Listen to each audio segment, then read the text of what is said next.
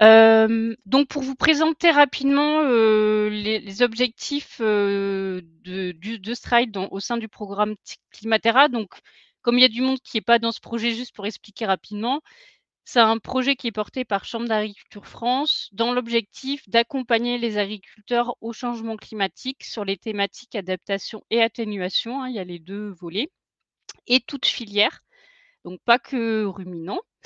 Donc le plus gros de ce projet, c'est principalement de l'accompagnement d'agriculteurs à travers des actions de sensibilisation, de diagnostic, de plans d'action et d'accompagnement technique.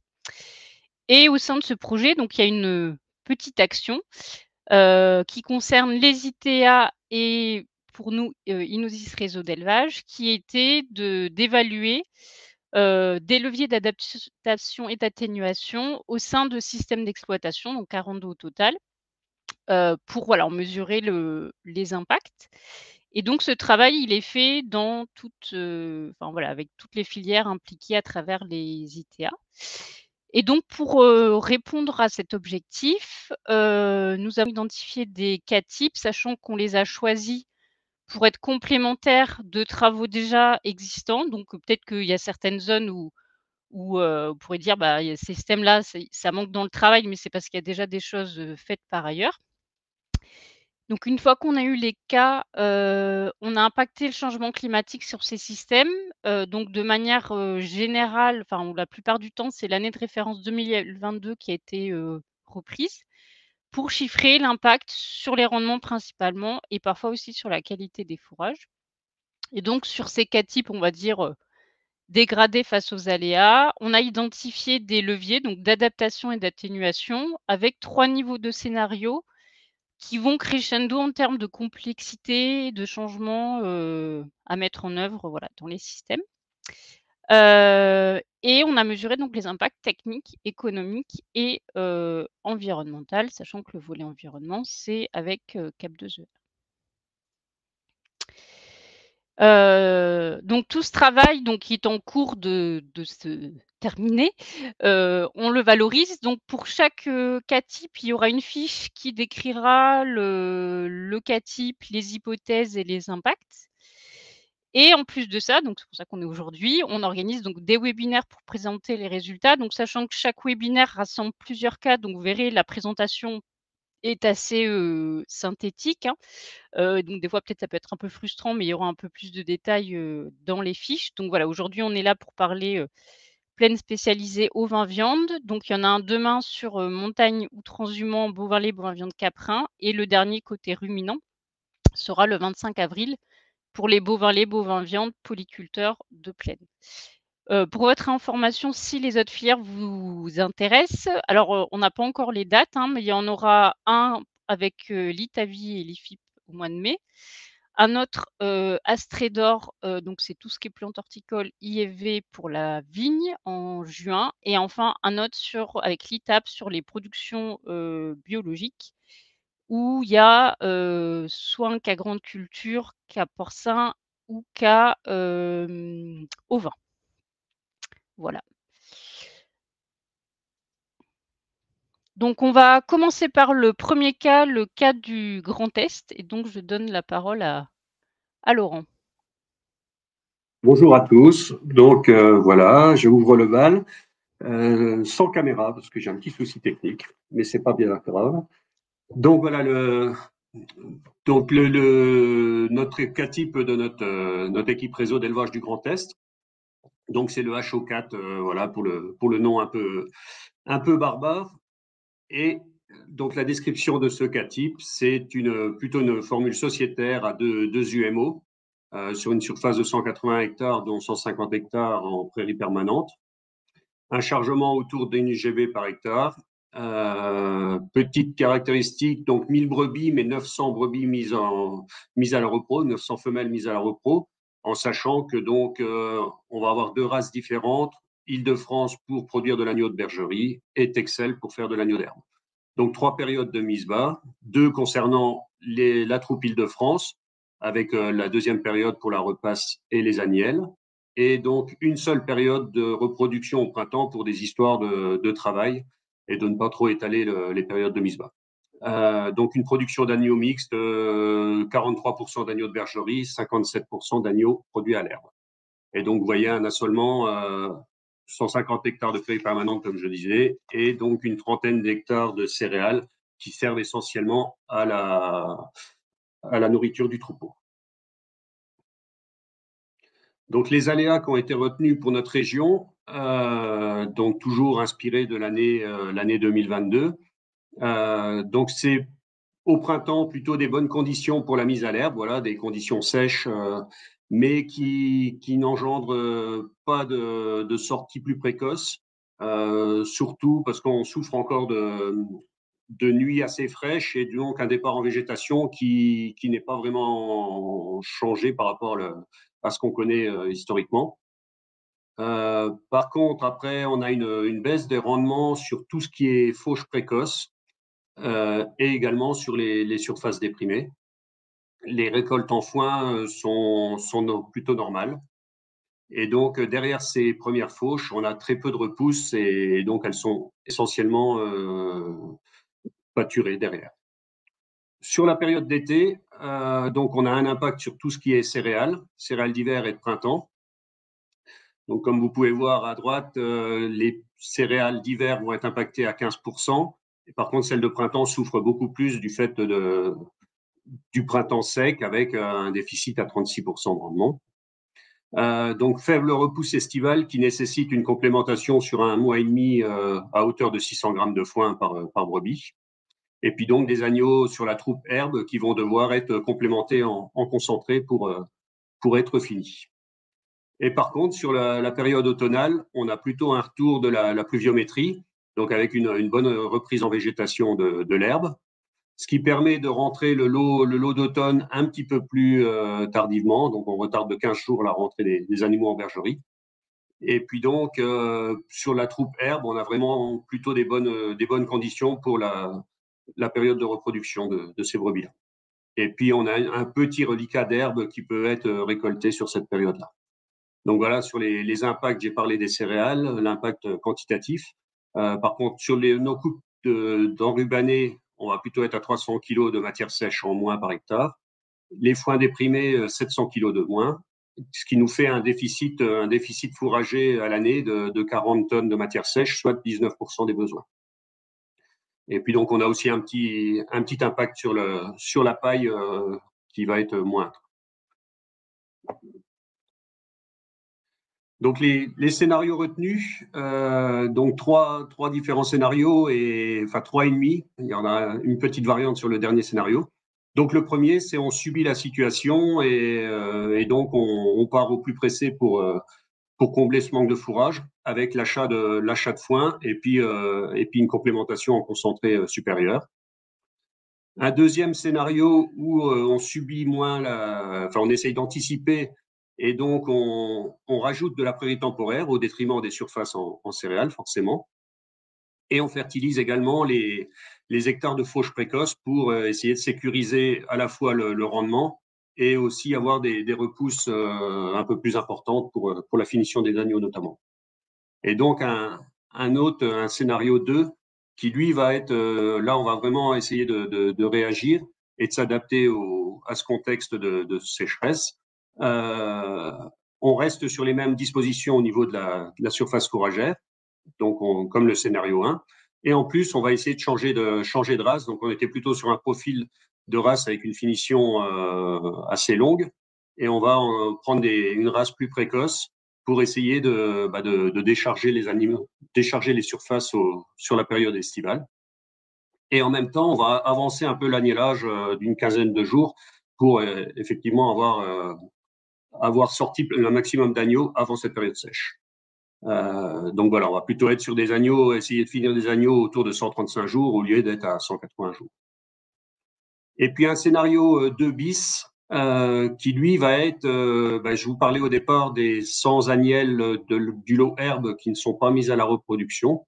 Et du coup, on va essayer d'avoir le minimum d'animaux improductifs sur la troupe. Et comme on avance les agnelages, ça nous permet aussi d'envisager de mettre à la reproduction le lot d'agnelles et puis donc de jouer aussi sur le produit.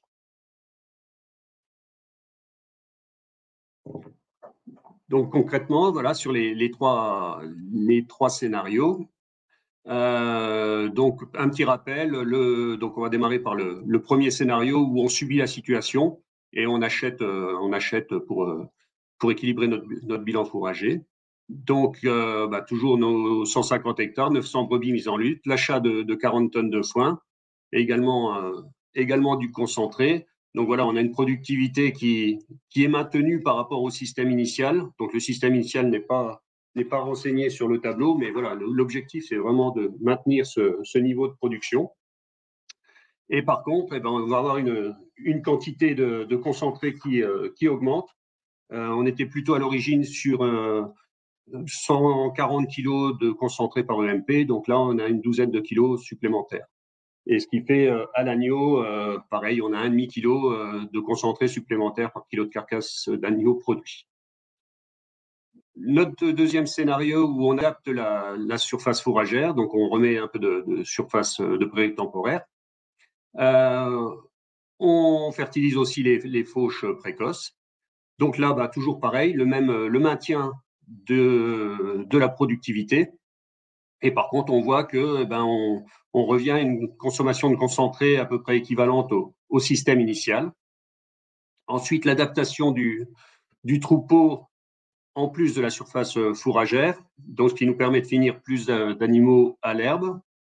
Donc là, on va de nouveau maintenir notre production et on améliore aussi le critère technique de consommation de concentré. Et notre système 2 bis avec donc la mise à la reproduction des agnelles nous permet là par contre de jouer sur la productivité de la troupe avec un 1,3 kg d'agneaux supplémentaires produits par EMP.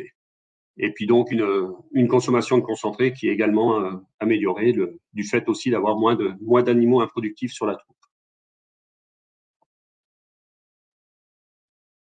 Au niveau résultat, si on commence par le carbone, on va avoir une situation qui va être dégradée sur nos deux premiers scénarios. Ce que je n'ai pas dit également je reviens sur le tableau précédent. Ce que je n'ai pas dit, c'est que voilà, c'est un système sur l'année 2022-23, on était aussi avec des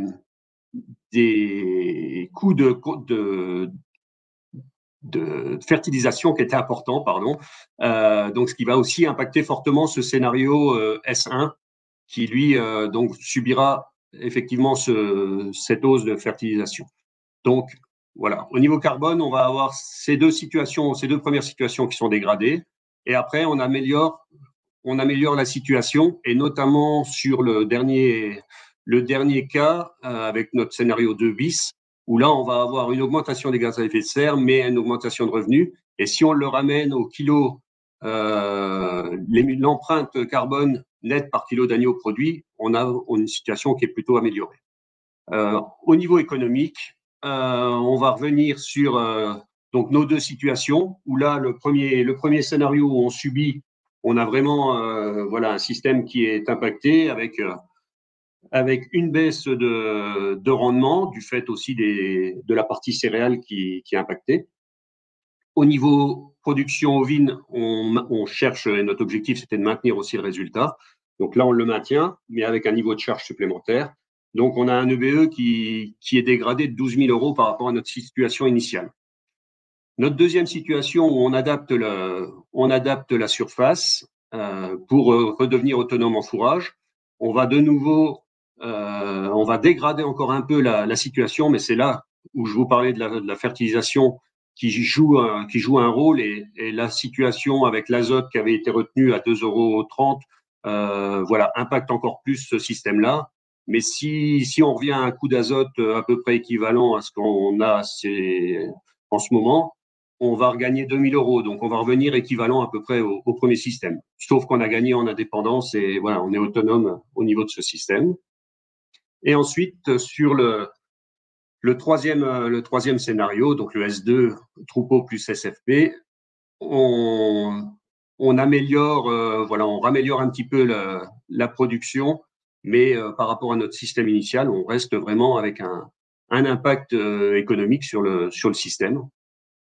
Et par contre, sur notre dernier scénario 2 bis, où là l'objectif c'était aussi d'avoir moins de brebis improductifs, d'animaux improductifs sur la troupe. Là, on revient avec du fait qu'on améliore la productivité tout en maîtrisant les charges, parce que les charges sont à peu près égales. Donc là, on réaméliore et on revient à peu près à notre niveau de produit et de BE initial, voire même un petit peu supérieur. Donc voilà, la conclusion, c'est vraiment voilà ce dernier scénario au niveau carbone, on dégrade un petit peu, mais par contre, le revenu est amélioré par rapport à notre scénario 0 où on subit.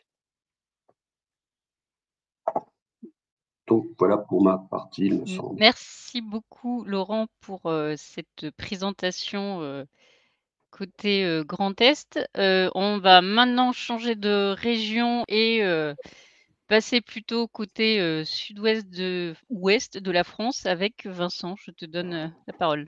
Merci Elisabeth. Donc oui, c'est effectivement un système du centre-ouest sur lequel on a travaillé avec ma collègue Nathalie Auga de la Chambre de Charente, qui est actuellement dans la PAC jusqu'au cou, comme pas mal de collègues. Alors, ce cas type, en fait, oui, c'est un peu la même logique que ce qu'a présenté Laurent précédemment, donc, sauf qu'on est sur une structure individuelle, donc une UMO.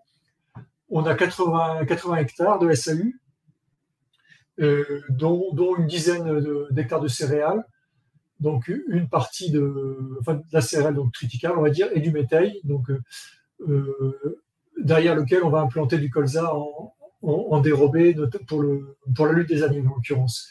Et sur la surface fourragère, c'est que de l'herbe, une dizaine d'hectares de prairies naturelles, et puis le reste, donc une soixantaine d'hectares de prairies temporaires. Le chargement est de 8 brebis par hectare, donc SFP, soit 1,2 gigot d'hectare. Le troupeau, 550 brebis, et avec une productivité d'un agneau 3 produit par brebis, et 40% de contre-saison, donc avec des agneaux de bergerie derrière, le reste étant des agneaux d'herbe, mais qui sont complémentés à l'herbe. Voilà pour le cas type de départ. Les aléas, donc c'est assez analogue à ce qu'a présenté Laurent, donc c'est l'année 2022, avec effectivement un début de printemps qui n'était pas trop mal, mais après une sécheresse très très marquée. Et donc là, on a considéré qu'on passait en gros de 3 tonnes 100 à 2 tonnes de foin, ce qui était le cas. Enfin, c'est ce qu'on a observé dans les fermes, notamment en Charente, là, qui était le cœur, on va dire, du système. Sur les céréales, donc on n'est pas sur des gros potentiels. Là, sur le triticale, on est sur du 45 quintaux. Et là, on a considéré qu'on perdait 20 quintaux. Voilà, donc, et ça c'est pour le printemps, début d'été. Ensuite l'été, en fait, pas de repousse, effectivement. Donc là, on est déjà sur le cas type sur un affouragement estival d'1 mois. Et là, on a rajouté 15 jours d'affouragement en considérant que les brebis étaient affouragées dès le début du mois de juillet. Et après, on a considéré qu'en fait, le colza fourragé, cette année-là, il n'avait pas levé, quoi. Il avait été semé dans la poussière, mais ça n'avait pas marché. Par contre, effectivement, en fin d'automne, un peu comme le disait Laurent, on avait des conditions qui étaient favorables pour le pâturage hivernal. Et donc, sur l'année, donc ça nous fait un déficit fourragé de 10%, avec l'achat de 45 tonnes de matière sèche de foin, et également une consommation supérieure de concentré de 9 kg par brebis, sachant qu'elle comprend notamment le manque sur la récolte, mais également la nécessité de complémenter les agnelles à l'automne, et puis aussi les agneaux qu'on a rentrés plutôt en bergerie, avec 15 kg de plus par agneau. Voilà pour les aléas. Les scénarios. Donc le premier scénario, c'est on achète du foin, on achète des céréales pour les agnelles, de l'aliment complet pour les agneaux. Le scénario 1, on adapte la conduite des prairies avec un renouvellement plus rapide des prairies temporaires. On en renouvelle 5 hectares de plus, voilà, à base d'un mélange, en introduisant C'est un mélange qui a été testé dans la région, là, sur le Nouvelle-Aquitaine, enfin la partie Limousine, Charente, où on met, comme vous voyez d'ailleurs, de la chicorée et du plantain en plus du trèfle. Donc voilà, un peu plus de production estivale. On a également introduit du sursemis de quelques hectares de prairies permanentes pour leur permettre de mieux tenir l'été. Et aussi, on a introduit l'enrubanage. On était sur un système tout foin. On a introduit de l'enrubanage notamment pour les lactations des lots de contre-saison, les lactations d'automne en bergerie, mais aussi pour la fourragement estival également. Et enfin, on a introduit du pâturage de surface additionnel, notamment chez des éleveurs voisins bovins qui sont bien sûr convaincus de l'intérêt de faire pâturer les brebis d'hiver pour nettoyer leurs prairies et qu'elles redémarrent mieux au printemps. Voilà, ça c'est le scénario 1 où on a joué que sur la conduite des surfaces.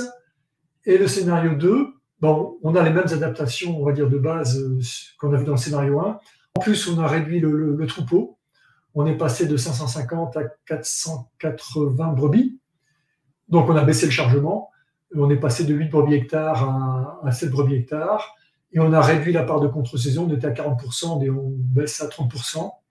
Et on a réduit notre surface en herbe pour mettre un peu plus de céréales, pour être autonome en céréales. On a rajouté 4 hectares de céréales. Voilà, maintenant, voilà, c'est en gros c'est la même chose, mais en tableau. Je vais essayer de... Je tente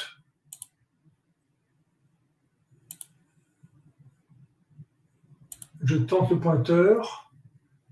Voilà, donc sur le troupeau, donc voilà, là seulement, je ne sais pas si vous voyez le pointeur.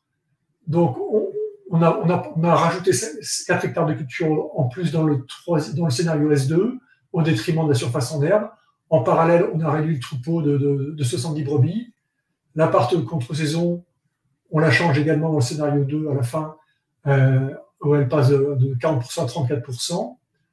L'autonomie fourragère, elle était totale au début. Là, en scénario 0, on était à 10% de déficit fourrager. Là, on remonte sur le scénario 1 à seulement 3% et on finit par retrouver l'équilibre à peu de choses près avec le scénario 2.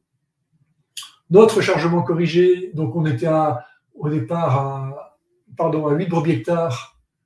Là, on le dégrade compte tenu de la nécessité d'acheter des fourrages. Sur le scénario S0, on descend à 0,6. On remonte à 1,13 et là, sur le scénario 1 et sur le scénario 2, on redescend à 1,07, 7 brebis hectares.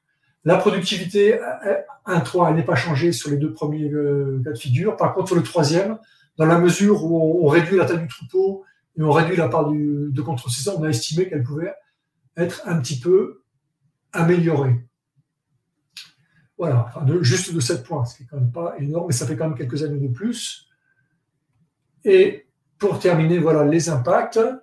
Donc, impact carbone, donc l'empreinte nette sur la situation initiale, on est à un peu moins de 25 kg d'équivalent CO2 par kilo de carcasse produit. On le dégrade dans le scénario 0 avec les achats. Sur le scénario 1, on passe sous le niveau initial. Et sur le scénario 2, on l'améliore encore en passant à un peu plus de 22 kg d'équivalent équivalent CO2 par kilo de carcasse, pardon. La marge brute, initialement, elle est de 114 € par brebis. On la dégrade, bien sûr, fortement dans le scénario 0. Elle descend à quasiment 100 €. On la remonte à 104 € et elle remonte nettement. C'est la seule situation où on arrive à repasser la situation initiale à 127 € par brebis contre 114 au début. Mais au niveau de l'exploitation, cette marge brute, on l'améliore à la brebis. Mais par contre, comme on a réduit notre effectif, ça ne suffit pas pour maintenir les résultats économiques globaux. Donc le produit brut, on le maintient avec le scénario 0 et quasiment sur le scénario 1, mais par contre on le baisse, on le dégrade de 10 000 € ou 11 000 € avec le scénario 2. Le BE, donc il était descendu de 49 000 € à 42 000, on le remonte à 44 000 et on finit à peu près à 45 000, donc un petit peu de 5 000 € de moins de BE que par rapport à la situation initiale. Donc le ratio BE sur produit brut avant main-d'œuvre, on l'avait fortement dégradé, on le remonte quasiment au niveau initial à 41%. Les annuités, elles augmentent un tout petit peu parce qu'on a acheté une bétaillère d'occasion pour emmener les brebis sur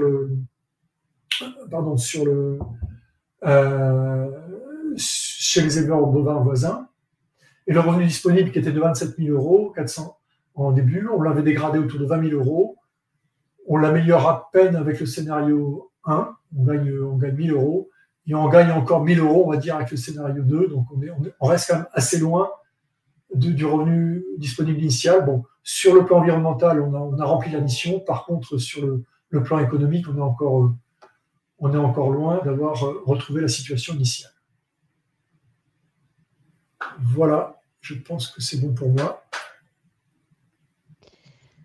Merci beaucoup Vincent pour cette présentation et donc on va passer au dernier cas avec Christophe et Marie. Donc là on rechange de région, voilà, pour voir le dernier système qui est cette fois-ci un cas mixte. Oui, bonjour à tous.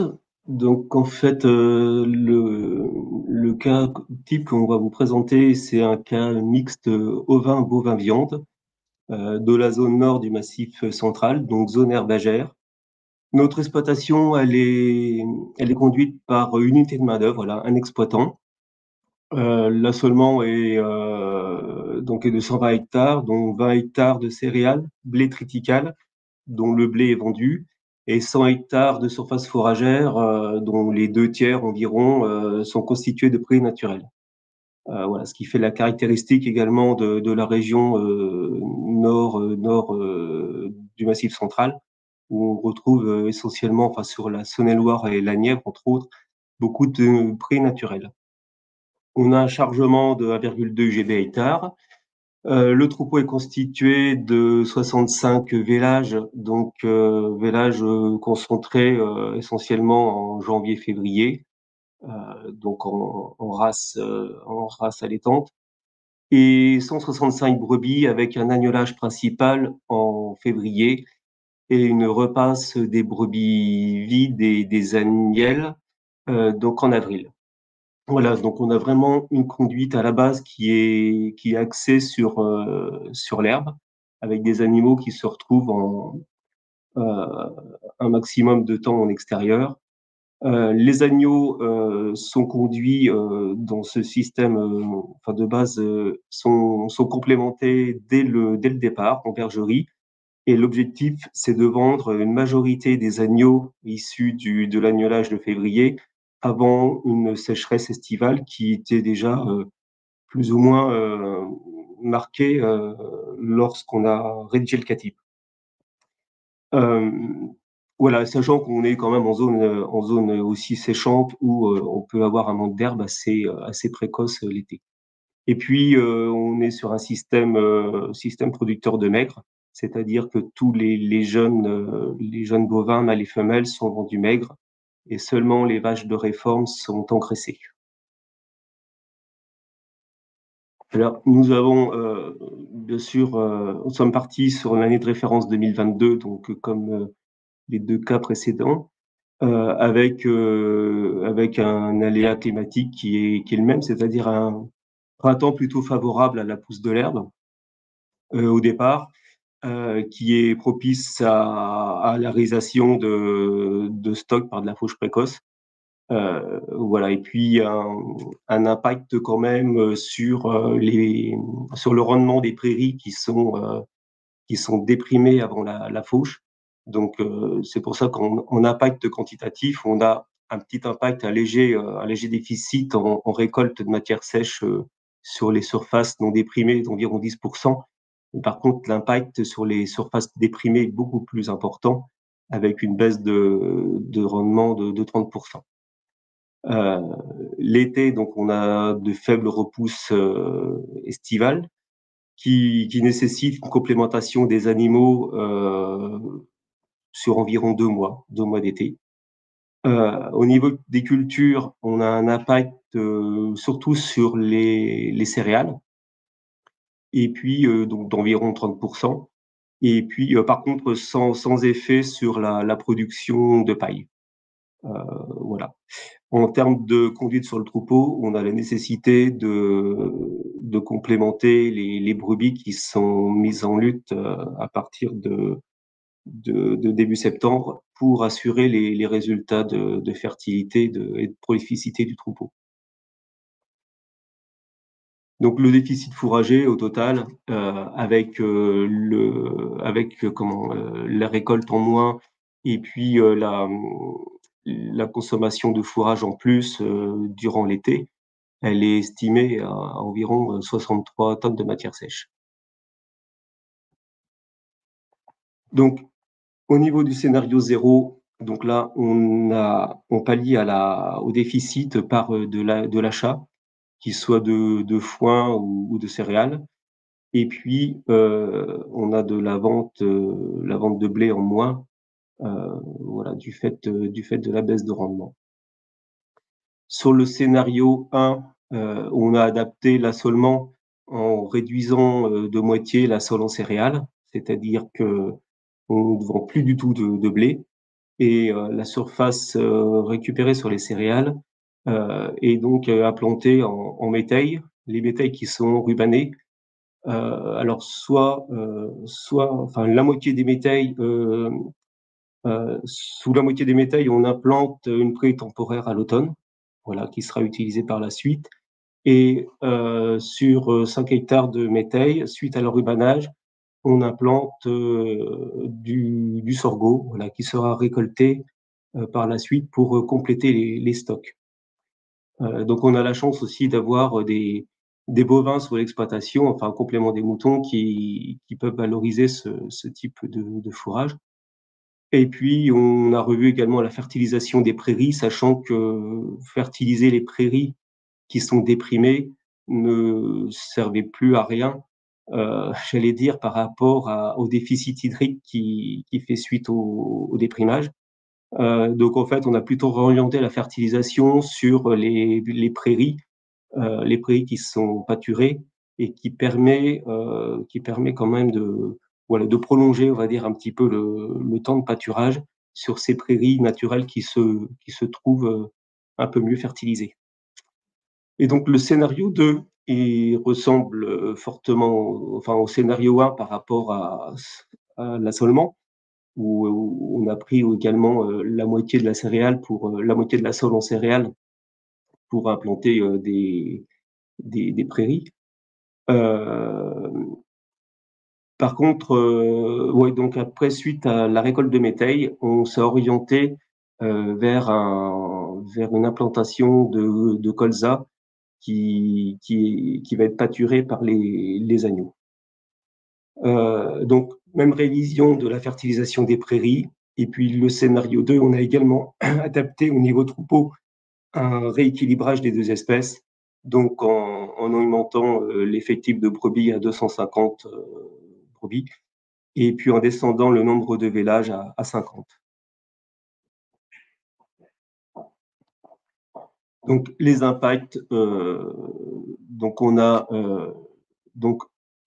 le K-type sur la colonne de gauche, on a le K-type. Alors je vais faire comme Vincent, je vais utiliser voilà le petit pointeur, si vous le voyez. Donc au niveau du K-type, on a donc nos 100 hectares d'herbe et 20 hectares de culture.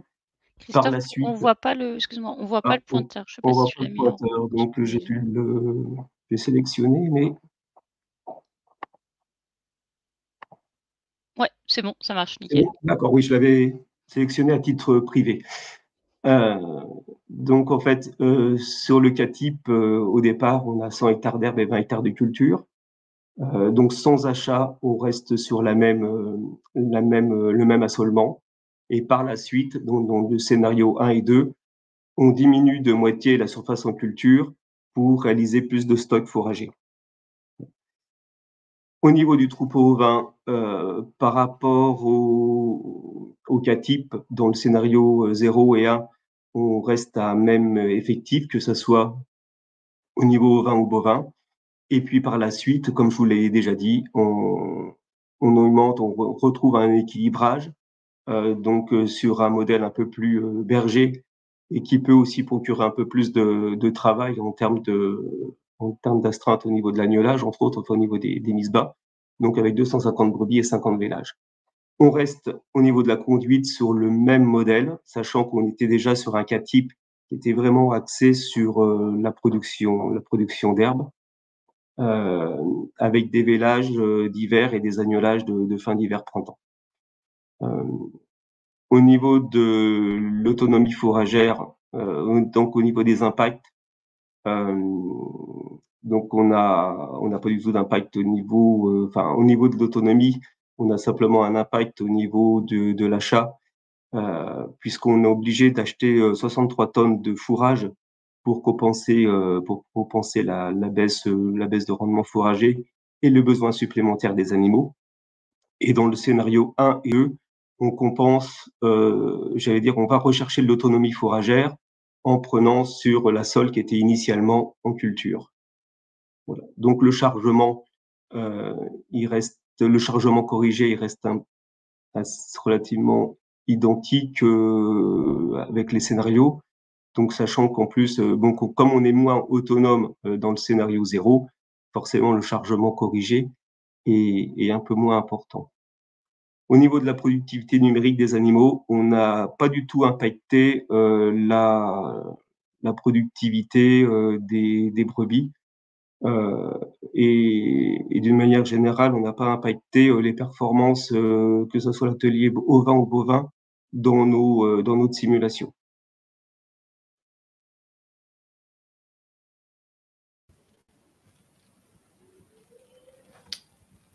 Et du coup, pour terminer, donc le chiffrage de ces impacts des leviers sur les 3 scénarios. Donc si on prend le scénario 0 qui correspond au scénario un peu d'urgence d'achat rapide de fourrage et de concentré, c'est celui qui reste dans notre situation le plus intéressant sur le plan économique en termes de revenus disponibles par UMO exploitant.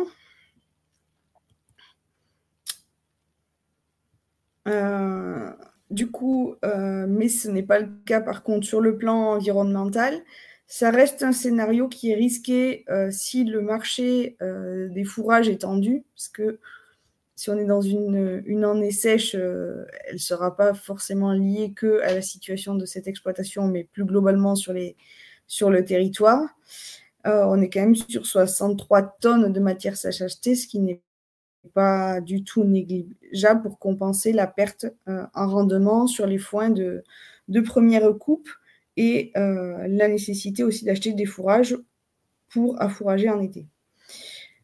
Sur le scénario 1, où on modifie du coup l'assolement, dans ce cas-là, on repose essentiellement sur l'idée, c'est quand même de sécuriser les besoins en fourrage. Donc, on retrouve l'autonomie fourragère dans cette situation-là. Du coup, en termes de marge brute, au niveau des bovins, elle est dégradée par rapport à la situation initiale du catif sans aléa. Et il en est de même au niveau des ovins, étant donné qu'on a une production de fourrage en plus au niveau d'enrubanage qui sont assez coûteux à produire dans cette situation-là. Et des besoins toujours de compenser par notamment de l'avoine pour assurer le flushing des brebis au moment de la mise en lutte, puisqu'on est sur une période très sèche. Et au niveau environnemental, dans ce scénario 1, on n'a pas d'évolution par rapport au catif sans aléa. Donc, on est sur les mêmes niveaux d'émissions brutes par hectare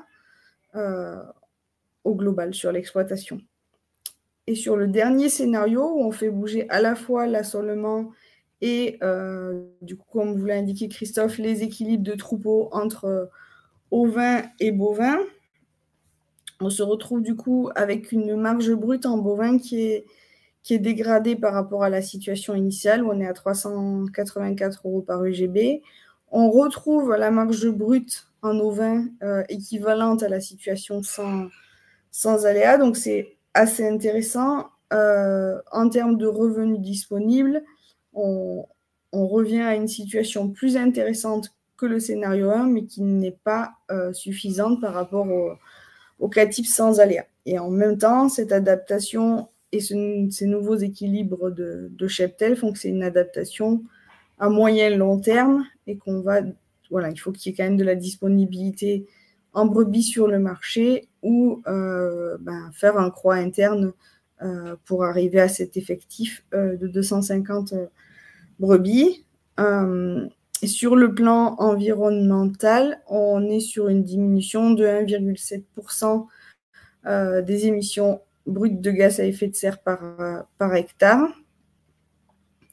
Et en ce qui concerne l'empreinte nette sur l'atelier bovin, on revient quasiment à la situation initiale du CATIP sans aléa.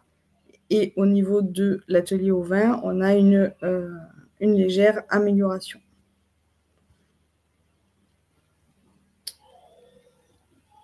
Donc au final, on n'a pas trouvé quand même de simulation dans ce scénario-là qui nous permette de revenir à la situation économique du CATIP sans aléa en conjoncture 2023. Merci beaucoup, donc Marie et Christophe. Donc juste pour prendre un petit peu de recul sur ce qui a été fait, donc là, les points d'analyse transversale que je dis concernent ces 3 CATIP, mais de manière plus générale, tout le travail qu'on a fait au sein d'Innosis Réseau d'élevage sur ce travail de simulation. Donc les points communs, c'est de dire que donc tout le monde avait à peu près testé en scénario 0 de se dire, s'il y a des aléas et que l'éleveur n'a pas adapté son système, la solution, c'est l'achat de fourrage et ou de concentré. On voit quand même que c'est un levier de non d'adaptation, donc on l'appelait comme ça, qui est impactant d'un point de vue économique et Marie l'a soulevé, enfin, se pose déjà quand même la question de la disponibilité en fourrage parce que voilà, quand on est dans un essai, c'est quand même plus compliqué déjà d'en trouver et donc du prix, voilà. Et puis on a bien vu que d'un point de vue environnemental, ça dégradait les performances. Donc voilà, donc ça montre bien que que c'est pas une solution, mais c'était aussi pour ça qu'on l'avait mis dans les scénarios, c'était vraiment pour voir les résultats. Et après on voit que donc dans les voies d'adaptation, il y a la voie augmentation de la SFP et ou associée à de la diversification fourragère. Donc là, on a vu sur, semer peut-être des choses différentes au sein des prairies ou semer autre chose. On a vu du colza, enfin voilà, du sorgho, différentes choses. Donc après, à voir qu'est-ce qui est adapté en fonction des zones. Et puis l'optimisation, 2e voie, c'est l'optimisation du troupeau avec une modification de la conduite. Alors voir le changement de race parce que je pense que dans tous les travaux de simulation qui ont été faits, c'est qu'en ovin où le changement de race a été proposé. Voilà, pour passer sur des races plus précoces. Donc voilà, ça c'était un peu les points communs des travaux menés. Dans les points de vigilance à voir, c'est que donc là, le travail réalisé, on part de CATIP, donc Innosis, qui sont des exploitations modélisées, qui représentent des systèmes représentatifs de chaque région. Et donc, c'est comme j'ai dit, systèmes optimisés. Et donc là, on ne capte pas la maîtrise technique. Donc, quand vous faites des accompagnements en exploitation où cette marge de manœuvre peut exister, donc je pense notamment à des systèmes qui ne sont pas forcément bien équilibrés à la base d'un point de vue bilan fourrager, c'est évidemment un levier, mais que là, nous, on ne capte pas parce que ces exploitations sont déjà optimisées.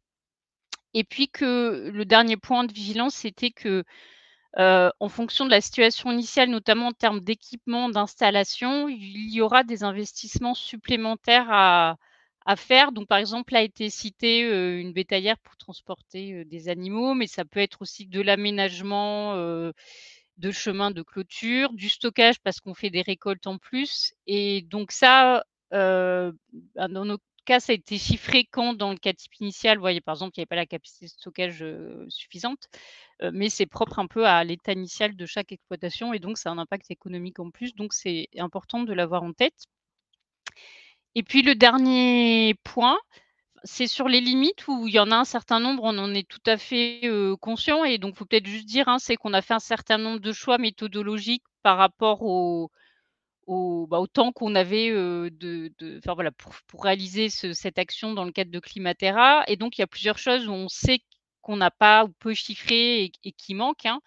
Donc il y a notamment l'impact, travail, alors que ça peut être d'ailleurs, hein, dans un sens ou dans l'autre, hein, mais notamment dans un sens de charge de travail potentiellement plus important et ou à des périodes qui vont peut-être cumuler, plusieurs tâches. Donc là, globalement, il peut y avoir plus de récolte, d'herbes, sur certaines périodes, des semis parce que rénovation de prairies parce qu'on sème d'autres cultures, plus de distribution, notamment à des périodes où, bah, il y a moins de pâturage. Donc voilà, ça, c'est pas chiffré parce que c'est très compliqué à chiffrer, mais c'est important à avoir en tête dans les impacts. Hem Autre impact, non, mesuré, c'est la difficulté d'évaluer l'impact sur les animaux, donc notamment l'impact du stress thermique et c'est vraiment un sujet actuel de recherche en cours, hein, mais qui fait que comme c'est difficile d'évaluer l'impact sur les animaux, c'est difficile de pouvoir proposer des leviers. Alors là, j'ai mis sur le diapo des leviers d'adaptation en bâtiment, mais peut-être pas que. Il pourrait y avoir d'autres choses, au pâturage et cetera, mais voilà, c'est vrai que c'est un volet qu'on a peu abordé parce c'est vraiment un domaine encore de recherche en cours. Le 3e point, c'est sur l'impact sur la qualité des fourrages et des céréales. C'est vrai que là, alors je vais mettre relativement facile parce que pas si facile que ça de chiffrer un impact sur les rendements parce que c'est des choses qui sont, suivies, relativement faciles à chiffrer. Et alors que voilà, sur la qualité, c'est plus compliqué, mais pour autant, ça ne veut pas dire que ça n'existe pas, et donc voilà, je pense notamment à l'année dernière qui a été une année très humide où peut-être qu'il y a eu, alors ça dépend un peu des régions, mais des stocks de fourrage, mais la qualité n'était pas forcément là et voilà. Et le dernier point, alors qui concernait pas forcément les cas d'aujourd'hui, mais on a eu d'autres cas types qui étaient concernés par la question de l'irrigation et donc la question était soulevée de: «Est-ce un levier ou pas?» Bon, on va pas y répondre, hein, mais bon, voilà, de dire que c'était, en fonction aussi du contexte et de la zone. Voilà, donc c'était un peu pour, voilà, un peu avoir une vision transversale sur le travail fait et prendre un peu de recul. Et donc pour un peu les idées claires, retenir en conclusion, donc il y a 3 voies d'adaptation possibles, alors accumulées ou pas, hein, donc là, c'est un peu sur l'image des niveaux de scénario qui montaient en complexité. C'est qu'on a la voie, diversification, alors fourragère, optimisation agronomique. La voie optimisation du troupeau, que ça soit réduire des effectifs ou modifier la conduite. Et après, d'extensification pardon, structurelle, donc augmenter la SFP. Donc là, on avait les cas quand on a la marge de manœuvre de prendre, par exemple, sur des cultures ou tactique, ça peut être, par exemple, des cultures à double fin où en fonction de l'année, on se dira qu'on le récolte, par exemple, en grains ou en fourrage. Je le répète, hein, le trail là ne couvre pas les marges d'optimisation technique existantes dans les fermes, donc c'est important de ne pas l'oublier. Et aussi on voit que tout ça, ça entraîne un fonctionnement différent sur les fermes. On fait quand même globalement de la complexification parce qu'on tend vers la diversification de systèmes pour pas, mettre tous ses œufs dans le même panier, hein. Que la gestion des stocks pour l'hiver, pour l'été, ça va être une gestion différente avec, on fait des stocks pour l'hiver et pour l'été et avec, d'autres choses qui se passent entre ces 2 périodes de stock avec notamment du pâturage et qu'il faudra optimiser les nouvelles fenêtres du pâturage avec, plus tôt en saison, plus tard en saison, voire en hiver en fonction des zones et des contextes pédoclimatiques. Mais le bilan global de tout ça et donc c'est le cas des 3 cas types qui nous ont été présentés, peut-être, à l'exception là de 1 où globalement économiquement on arrivait à peu près à retrouver l'équilibre. Mais c'est vrai que de manière générale, dans la plupart des travaux qu'on a menés, malgré le fait que les scénarios étudiés permettaient de retrouver un équilibre, technique avec, voilà, une sécurité fourragère, et cetera. On retrouve pas les niveaux de revenus d'une situation sans aléas. Mais sachant que, la situation sans aléas, si on se projette, elle n'existera plus, hein. C'est juste que d'une année sur l'autre, les aléas seront peut-être différents et cetera, mais globalement, ça sera plus peut-être l'année atypique que la norme. Mais donc ça pose quand même la question de la fragilité économique des exploitations qui va augmenter et donc d'avoir peut-être des réflexions, notamment sur la stratégie d'endettement parce que ça veut dire qu'il faudra plus de marge de sécurité par rapport à aujourd'hui pour pouvoir, gérer ces années qui vont se suivre et qui ne se ressembleront pas. Alors la première question qui a été posée pendant un cas type spécifiquement, mais je pense elle est intéressante à poser pour les 3 cas différents. Donc si après chacun vous voulez, vous exprimer, c'était de savoir si vous avez échangé entre, conseillers ou avec des agriculteurs sur les conséquences en termes de travail et d'organisation par rapport, alors je pense notamment peut-être au scénario 2 ou 2 bis, hein, celui le plus complexe en termes de mise en œuvre, pour savoir s'il y avait des aspects alors désirables ou compliqués dans la mise en œuvre concrète, notamment sur le volet travail. Et alors, et peut-être pour compléter, si vous n'avez pas échangé en direct, voilà, si vous avez un avis pour que ce type d'évolution de scénario se mette en œuvre, quels seraient voilà, les freins ou l'avis, à votre avis, des éleveurs pour mettre en œuvre? Je vais peut-être commencer par par Marie et Christophe, puis je remonterai pour aborder les cas précédents. Donc, je ne sais pas si Marie ou Christophe, vous avez un avis pour que ça se mette concrètement en œuvre? Sur la première question, parce que après il y a 2 autres questions qui concernent on les fera après, ouais. Du cas type mixte.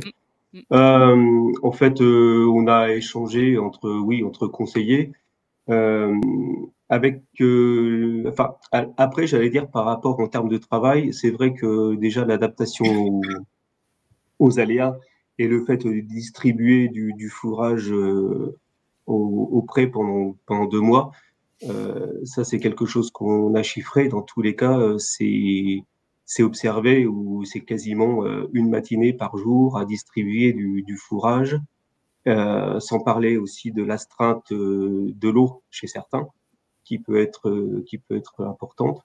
Voilà, donc en termes de rien déjà de s'adapter et de faire un apport de fourrage et éventuellement d'eau en extérieur, c'est du travail supplémentaire qui demande des fois de l'organisation à une période où justement les éleveurs pourraient souffler un peu. Et ensuite, par rapport, j'allais dire, aux pointes de travaux et entre autres pointes d'agnelage, nous, dans d'autres cas type initial, c'était déjà un petit peu le cas où on avait l'agnelage principal qui se déroulait quasiment en même temps que les vélages. Notre cas type qu'on avait rédigé était inspiré d'une exploitation. Et le choix de l'exploitant était celui-là, c'est-à-dire de cumuler les 2 pointes de mise bas. Et c'est un choix parce que quand on est dans les bâtiments, on va dire entre les stabulations et la bergerie, au moins le travail est focalisé sur la réussite des mises bas de chaque espèce. Et ensuite, ce qui permet de libérer du temps par la suite pour le printemps, quand il y a d'autres interventions en extérieur qui doivent être faites. Donc, j'allais dire, cet aspect pointe de travail et aller à réfléchir.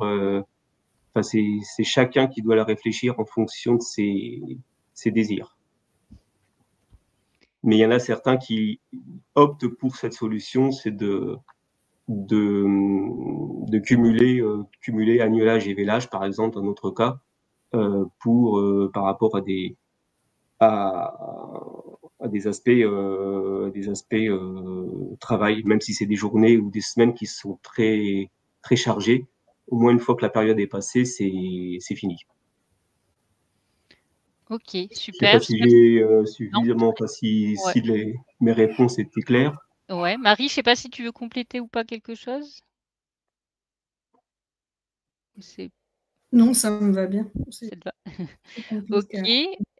Laurent, pour le cas du Grand Est, sur le volet impact organisation de travail, est-ce que c'est des choses où tu as une vision sur le retour des éleveurs par rapport notamment aux scénarios les plus impactants? Ouais, non, il n'y a pas. Enfin, sur le scénario 2 et 2 bis, là où vraiment on fait un gros changement de fond avec le changement de race et tout, là on n'a pas vraiment de retour des éleveurs. On l'a vraiment imaginé. C'était plus dans l'idée de dire on a abordé la situation et sitôt qu'on touchait aux produits, on dégradait fortement les résultats. Et du coup, l'idée, on était parti, c'était aussi essayer de maintenir au maximum le produit, quoi. Et là, c'était dans ce cas de figure-là, parce que tous les éleveurs ne sont pas aussi avec un agnelage lantenaise et avec sans agnelles qui sont improductives la première année. Et c'était de dire, tiens, est-ce que ce levier-là peut être utilisé? Et quelque part, ça traduit quand même un grand enseignement, c'est que les animaux improductifs, ils coûtent cher dans ces systèmes-là parce qu'il faut les nourrir. Ils sont impactés comme les autres des épisodes de sec et il n'y a pas de production en face, quoi. Donc l'idée était vraiment là. Après, c'est vrai que au niveau de travail, et si le CATIP était décrit comme ça, avec les agnelles du lot herbe qui étaient promises à la repos, c'est bien pour un souci de travail, quoi, pour ne pas rajouter une période de reproduction supplémentaire. Donc c'est vrai que ça serait tout de même un gros frein à mettre en place, mais c'était aussi pour essayer d'aller chercher, voilà, de dire des animaux improductifs, si on les fait produire, qu'est-ce que ça peut avoir comme impact derrière, moyennant le fait de mesurer tous les aspects travail, quoi. Travail, Ok. et puis aussi produire à une période qui est aussi sensible, hein, parce que c'est le dernier lot de l'année qui va être confronté à la période sèche, même si on l'a pris en compte. Voilà, on est sur un fonctionnement optimisé, c'est quand même pas dans la vraie vie, c'est aussi un peu différent. Voilà. Ok, donc scénario intéressant, mais donc si je comprends bien, sur la mise en œuvre concrète par des vrais éleveurs serait sans doute pas si facile que ça. Ok, merci beaucoup.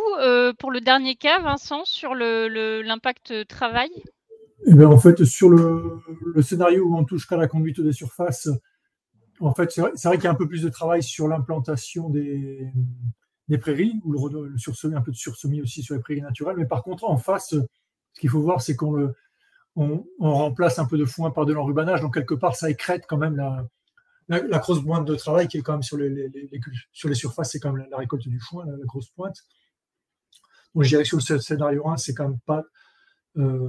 C'est plutôt un plus. Bon, un peu plus de travail, effectivement, d'implantation.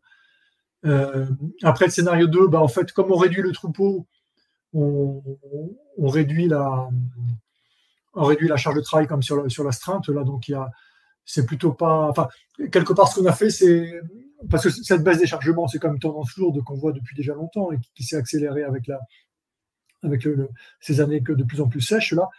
Donc là, ce qu'on a fait, c'est qu'on l'a fait en surface constante et donc en baissant le troupeau, ce qui n'est pas forcément la situation la plus courante, hein. En général, il y a plutôt baisse de chargement avec agrandissement, hein, de surface et maintien du troupeau. Mais là, on peut considérer qu'effectivement, avec une conduite où on réduit la taille du troupeau, on réduit aussi la part de contre-saison, donc enfin voilà, la part d'élevage en bergerie, on a quand même une baisse du travail d'astreinte comme du travail de saison sur le troupeau. Ok, ouais, donc plutôt, ça fait que plutôt faisable concrètement, quoi. Si je peux rajouter quelque chose par rapport à cet aspect de travail, nous, dans notre cas type herbagé, on a rajouté aussi du travail de travail du sol, justement, de semis soit de sorgho, soit de colza, après une récolte en enrubanage de métail. Et en fait, dans ce système-là, on peut avoir des éleveurs qui sont soit pas suffisamment équipés en matériel de semis ou de travail du sol, soit des personnes qui n'ont pas forcément cette fibre à cultiver le sol. Et ils sont plus éleveurs dans l'âme que cultivateurs. Donc voilà, c'est aussi que nous, on rajoute en fait un travail supplémentaire, mais qui quelque part est nécessaire si on veut garder une certaine autonomie en fourrage, mais qui n'est pas forcément au départ leur envie au niveau travail. Voilà. Et puis si, Laurent, tu me permets de rajouter quelque chose par rapport à cet aspect agnelage d'agnelle, on peut aussi faire le choix d'utiliser par exemple une race de bélier en croisement sur ces agnelles qui permettent aussi de faciliter l'agnelage et de produire des agneaux sur, on va dire, le 4e trimestre, sans qu'il y ait un impact sur leur poids de carcasse, on va dire, ou sur leur facilité de finition. Voilà. On a aussi des choix de races qui peuvent se faire peut-être plus facilement en ovin que dans d'autres espèces. Un petit peu plus souple. Et alors, peut-être dernière question, je rassemble les deux là pour Christophe et Marie sur l'élevage mixte, là, sur le rééquilibrage entre ovins et bovins, donc de baisser les bovins et d'augmenter les ovins. Alors, pourquoi ce choix a été fait? Et est-ce que c'est une piste qui est concrètement, enfin voilà, est-ce que c'est fait par les éleveurs qui ont des troupeaux mixtes? Alors, pourquoi on a fait ce choix-là? En fait, on s'est dit, est-ce que on aurait des animaux avec des besoins différents au moment où c'était compliqué? Donc, en fait, ce choix-là nous permettait d'avoir plus d'animaux en pâturage hivernal. Du coup, moins de consommation de paille parce que c'est un système qui est complètement dépendant en termes d'achat. On s'est dit, bon, on a du colza en pâturage, donc autant l'utiliser pour finir des agneaux. Donc, même si on en a un peu plus, ça passe.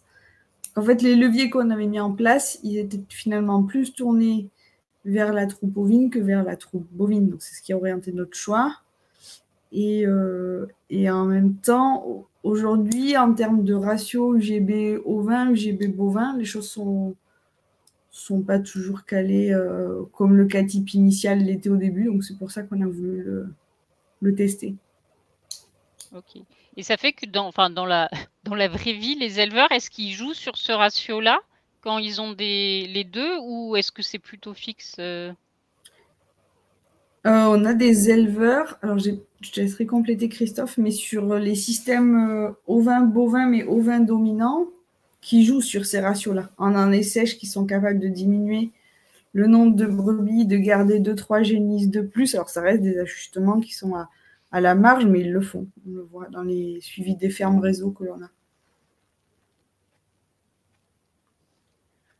OK, très bien. Eh ben, merci beaucoup pour ces réponses. Je pense que je regarde s'il y a une dernière question qui est arrivée. Alors donc je la fais en live. Merci Claire pour la question. Vous qui avez imaginé ces 4 types, comment vous imaginerez les mobiliser pour mettre en travail des collectifs d'éleveurs qui auraient à faire évoluer leur système? Donc là, on sort un peu de ce qu'on a fait. Quelle place possible de l'étude de ces 4 types dans des parcours de formation ou d'accompagnement? Donc je précise que Claire est pour l'enseignement agricole. Donc en gros, comment mobiliser ces 4 types pour faire travailler des collectifs d'éleveurs sur l'évolution de système? Et est-ce que ça pourrait être utilisé dans des parcours de formation? Alors, à titre d'expérience, on l'avait fait sur un autre cas type, dans un projet AP3C Massif Central, à partir du rami fourragé, où on a intégré un cas type et on met les éleveurs autour de la table pour voir quelles seraient les pistes à déployer sur un cas type existant et qu'est-ce que chacun ferait en termes de levier à activer sur les fourrages et le troupeau, et c'est très enrichissant. Ok, eh ben, merci beaucoup à nos intervenants d'avoir présenté les résultats de leurs travaux. Merci beaucoup à tous les participants. Donc, vous retrouverez le replay du webinaire et les présentations sur le site IDEL prochainement. Ça ne sera pas tout de suite, mais on va dire d'ici 1 ou 2 semaines, avec tous les autres webinaires et présentations là des 3 autres systèmes ruminants. Et donc, il y aura aussi les fiches détaillées qui seront mises en ligne sur le site. Voilà. Eh ben, je vous souhaite une très bonne après-midi à tous.